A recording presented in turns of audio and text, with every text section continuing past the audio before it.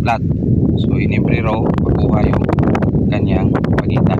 Magandang tingnan pag ganito yung tirada mo, kasi kung yung tubig dadaan sa taas, malakas yung ulan, dito lang yung dadaan sa lang.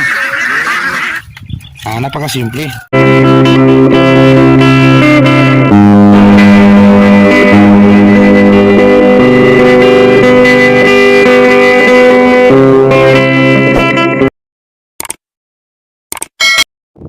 Sakto afternoon mga kasakto.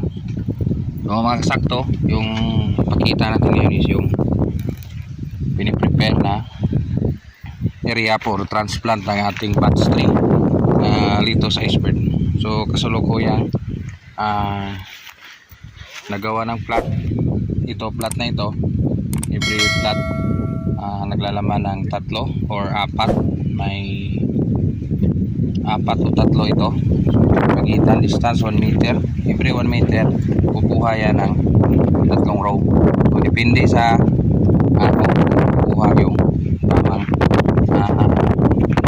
distansya. So ito ginawa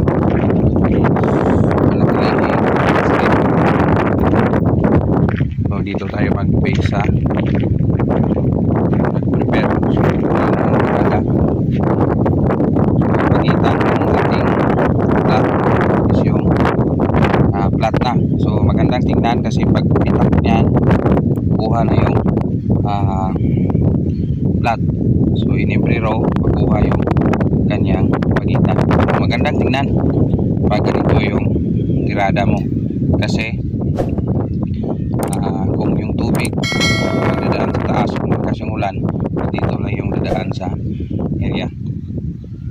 So sa ganito, ito bago na ito hinarbisan ang kamote, sa hindi natin ito area pinagamit lang. So kailangan din natin siya subaybayan.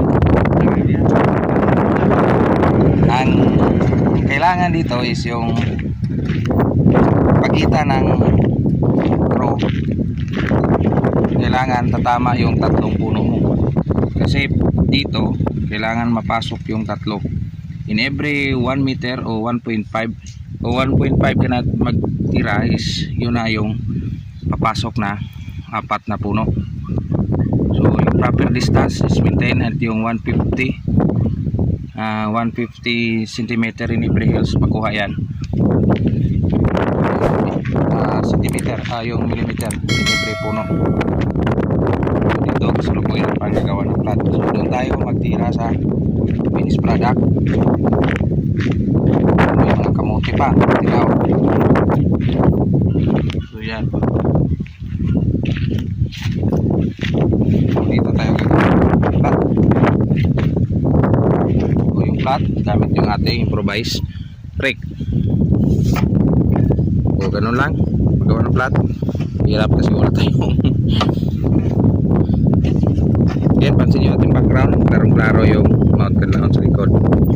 So dito wala tayong tagahawak, so isang kamay lang. So isipin nyo na lang may linagay tayo na tawag nito yung stand sa ating camera para makita nyo lahat. So yan, bukas tutuloy natin yung ating video kung rainy na yung area, magbutas at saka maglagay ng compost, so yung paupo, and then titira na yung tanim.